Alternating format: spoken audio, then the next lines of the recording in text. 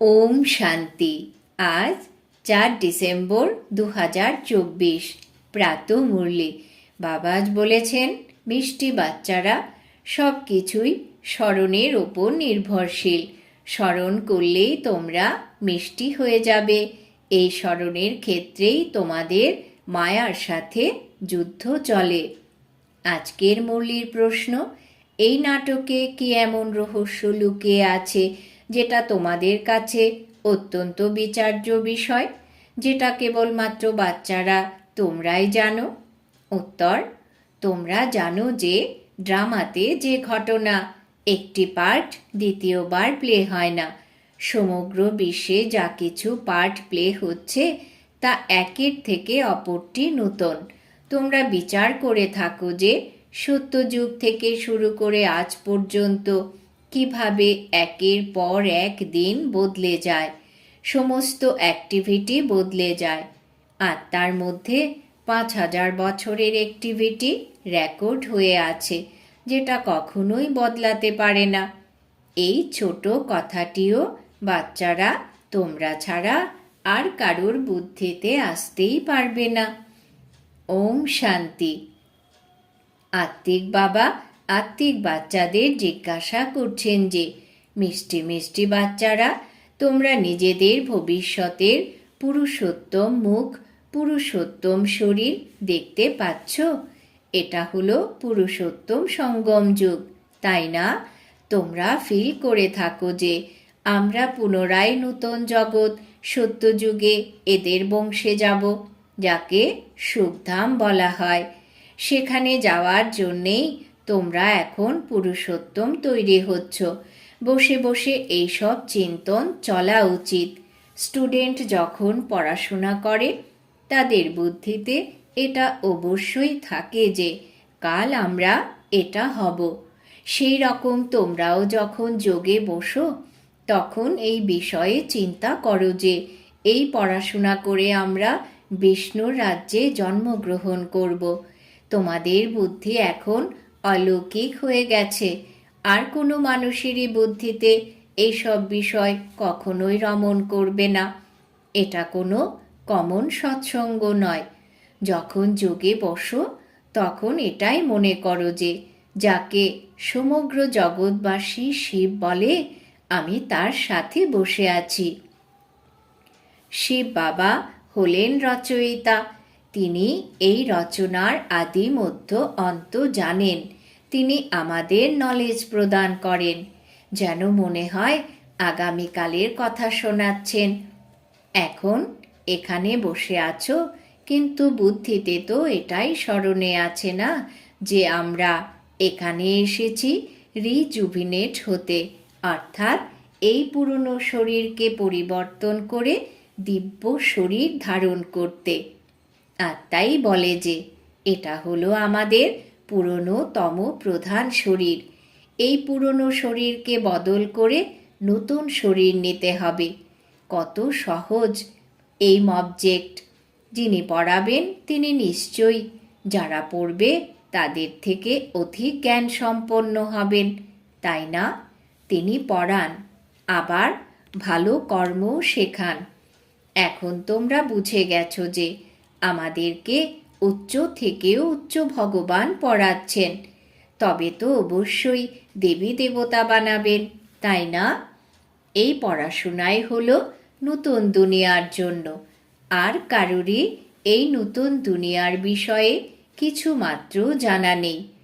এই লক্ষ্মীনারায়ণ নতুন দুনিয়ার মালিক ছিলেন।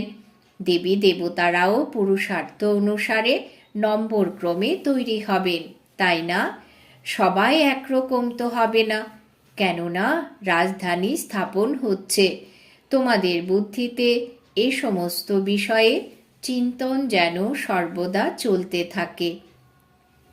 আমি আত্মা এখন পতীত থেকে পবিত্র হওয়ার জন্য বাবাকে স্মরণ করছি। আত্মা তার নিজের অতি প্রিয় মিষ্টি বাবাকে স্মরণ করে। বাবা স্বয়ং বলেন যে তোমরা আমাকে স্মরণ করলে পবিত্র শতপ্রধান অবশ্যই হয়ে যাবে। সব কিছুই নির্ভর করছে স্মরণের ওপরে। বাবা অবশ্যই জিজ্ঞাসা করবেন যে বাচ্চারা সারাদিনের মধ্যে আমাকে কতটা সময় স্মরণ করো। স্মরণের যাত্রাতেই মায়ার সাথে যুদ্ধ চলে।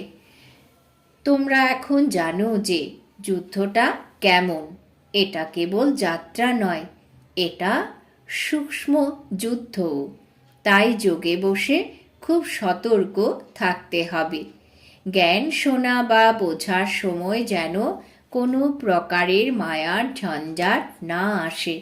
বাচ্চারাও বলে যে বাবা, আমি তোমাকে স্মরণ করি, কিন্তু মায়ার একটা তুফানে আমাকে নিচে ফেলে দেয়।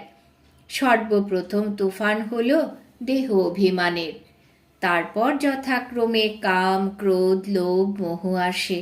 বাচ্চারা বলে যে বাবা, আমি অনেক চেষ্টা করি যাতে তোমাকে স্মরণ করার সময় কোনো বিঘ্ন না আসে, কিন্তু তবুও মায়া বিঘ্ন ঘটিয়ে দেয়। কখনো কখনো লোভের তুফান এসে যায়। আবার বাচ্চারা কখনো বলে যে বাবা, আজ আমার স্থিতি খুব ভালো ছিল, সারাদিন কোনো তুফান আমায় বিঘ্নিত করতে পারেনি, আজ সারাদিন খুব খুশিতে ছিলাম। বাবাকে খুব ভালোবাসার সাথে স্মরণ করেছি, প্রেমের অশ্রু আসে। বাবার স্মরণে থাকলে খুব মিষ্টি হয়ে যাবে। তোমরা এটা বুঝে গেছো যে মায়ার কাছে পরাজিত হতে হতে আজ আমরা কোথায় এসে পৌঁছেছি। অন্য কেউ এসব কথা বুঝবে না। তারা তো কল্পের আয়ু 1,00,000 বছর বলে দিয়েছে, আর তারা এটাও মনে করে যে এসব পরম্পরাক্রমে চলে আসছে। তোমরা বলো যে আমরা এখন পুনরায় মানব থেকে দেবতা তৈরি হচ্ছি। এই নলেজ বাবাই এসে প্রদান করেন। বিচিত্র বাবাই বিচিত্র নলেজ দেন। বিচিত্র নিরাকারকে বলা হয়। নিরাকার কিভাবে এই নলেজ দেন বাবা নিজেই বুঝিয়ে বলেন যে কিভাবে এই তনে আসি। তবুও মানুষ বিভ্রান্ত হয় যে তিনি কি একমাত্র এই তনেই আসবেন, কিন্তু ড্রামাতে এই তনই নিমিত্ত হয়, এতটুকু চেঞ্জ হতে পারে না।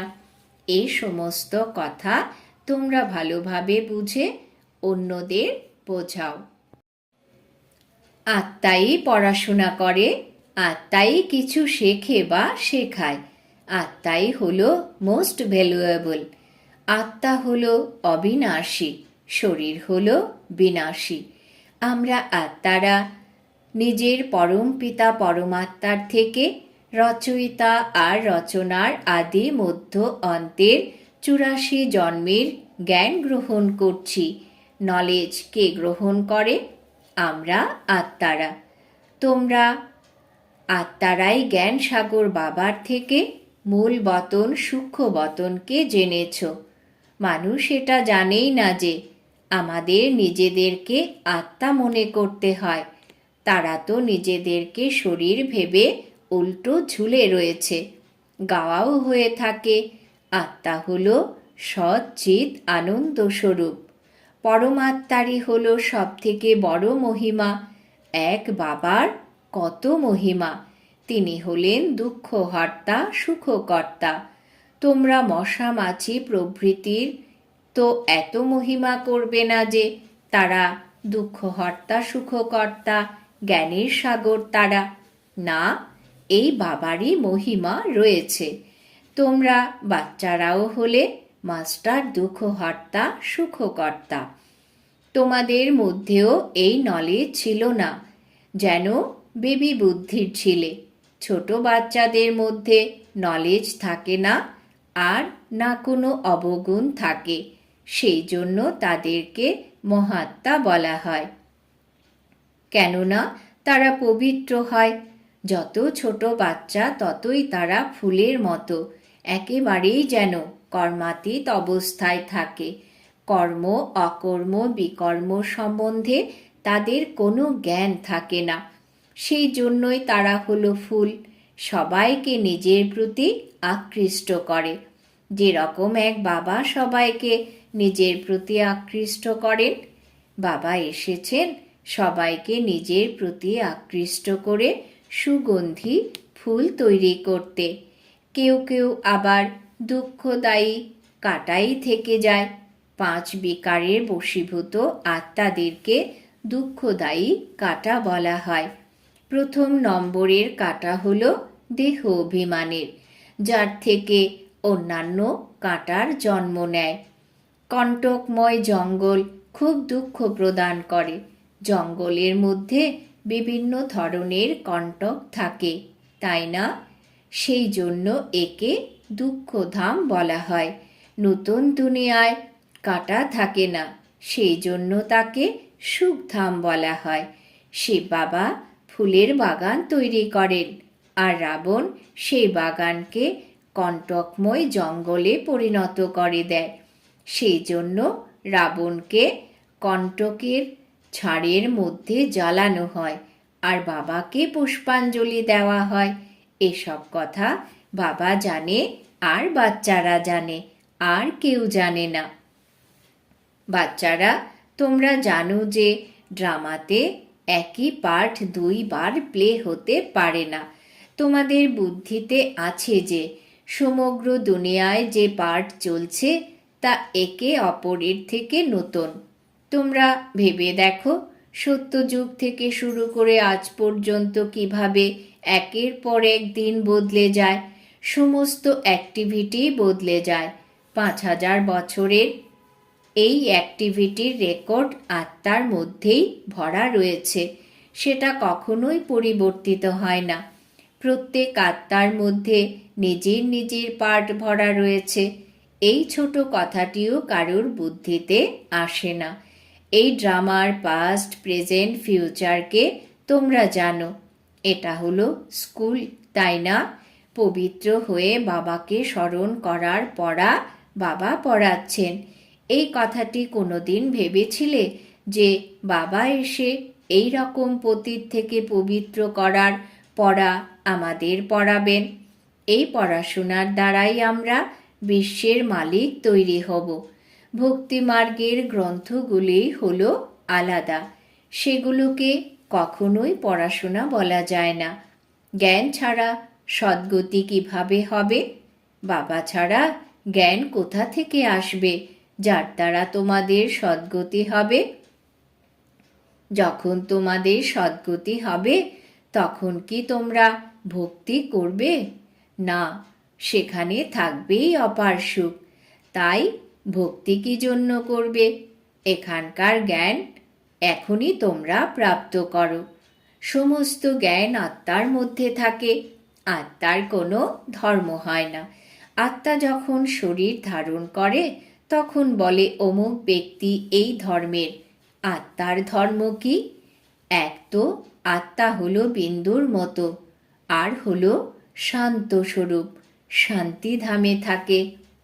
এখন বাবা তোমাদের বোঝাচ্ছেন যে সকল বাচ্চাদেরই বাবার ওপরে সমান অধিকার রয়েছে। অনেক বাচ্চা আছে যারা অন্য অন্য ধর্মে কনভার্ট হয়ে গেছে। তারাও আবার সেখান থেকে বেরিয়ে এসে তাদের নিজের আসল ধর্মে কনভার্ট হয়ে যাবে। যারা দেবী দেবতা ধর্মকে ছেড়ে অন্য ধর্মে চলে গেছে তারা পুনরায় তাদের নিজেদেরকে আসল ধর্মে ফিরে আসবে। তোমরা প্রথমে প্রথমে বাবার পরিচয় দাও। এই কথাটিতেই সবাই বিভ্রান্ত হয়ে আছে। বাচ্চারা, তোমরা বোঝাও যে এখন আমাদেরকে কে পড়াচ্ছেন? অসীম জগতের বাবা। কৃষ্ণ তো হলো দেহধারী। এনাকে অর্থাৎ ব্রহ্মা বাবাকে দাদা বলা হয়। তোমরা সবাই হলে ভাই ভাই, তাই না?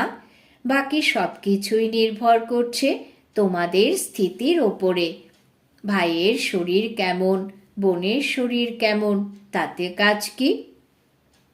আত্মা হলো একটা ছোট্ট তারার মতো। এত সব জ্ঞান একটা ছোট্ট তারার মধ্যেই আছে। তারা অর্থাৎ স্টার শরীর ছাড়া কথা বলতে পারে না। তারাকে নিজের পার্ট প্লে করার জন্য অনেক অর্গানস প্রাপ্ত হয়েছে। তোমাদের অর্থাৎ তারাদের জগৎ হলো একদম আলাদা। আত্মা এখানে এসে পুনরায় শরীর ধারণ করে। শরীর ছোট কিংবা বড় হয়, আত্মাই নিজের বাবাকে স্মরণ করতে থাকে, তাও আবার যতক্ষণ শরীরের মধ্যে থাকে। ঘরের মধ্যে অর্থাৎ পরমধামে কি আত্মা বাবাকে স্মরণ করবে? না, সেখানে কিছুই মনে থাকবে না আমি কোথায় আছি।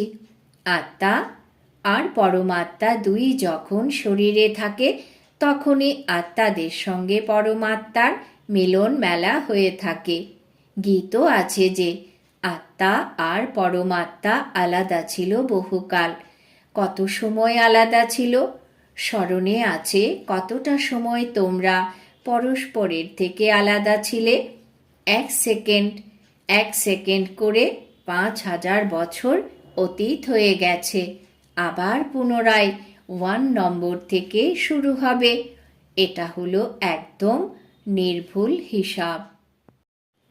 এখন যদি তোমাকে কেউ জিজ্ঞাসা করে যে তিনি কবে জন্ম নিয়েছেন, তাহলে তোমরা নির্ভুল উত্তর দিতে পারবে। শ্রীকৃষ্ণই প্রথম নম্বরে জন্ম নেয়। শিব বাবার তো কোনো মিনিট সেকেন্ড বের করা যায় না। কৃষ্ণের জন্মতিথি, তারিখ, মিনিট, সেকেন্ড বের করা সম্ভব। মানুষের ঘড়িতে হয়তো কখনো কখনো নির্দিষ্ট সময়ের আগুপিছু হতে পারে, কিন্তু শিব বাবার অবতরণের সময়কাল একদম নির্ভুল হয়। জানা যায় না যে তিনি কখন এসেছেন। এরকম নয় যে সাক্ষাৎকার হয়েছে তবেই তিনি এসেছেন। না, অনুমান করা যেতে পারে। মিনিট সেকেন্ডের হিসেব বলা সম্ভব নয়।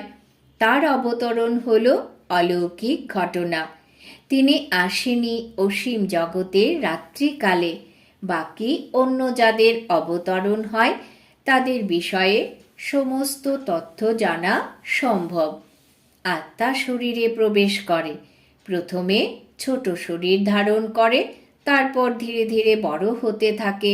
শরীরের সাথে সাথে আত্মাও বেরিয়ে আসে। এই সমস্ত কথাগুলিকে বিচার সাগর মন্থন করে পুনরায় অন্যদেরকে বোঝাতে হবে। এই জগতে কত কত মানুষ, কিন্তু একের সাথে অপরের কোনোই মিল নেই। কত বড় রঙ্গমঞ্চ এটা, যেন বিশাল বড় হলঘর, যেখানে অসীম জগতের নাটক চলতে থাকে। বাচ্চারা, তোমরা এখানে এসেছো নর থেকে নারায়ণ হওয়ার জন্যে। বাবা যে নতুন সৃষ্টি রচনা করেন সেখানে সর্বশ্রেষ্ঠ পদ নেওয়ার জন্যে।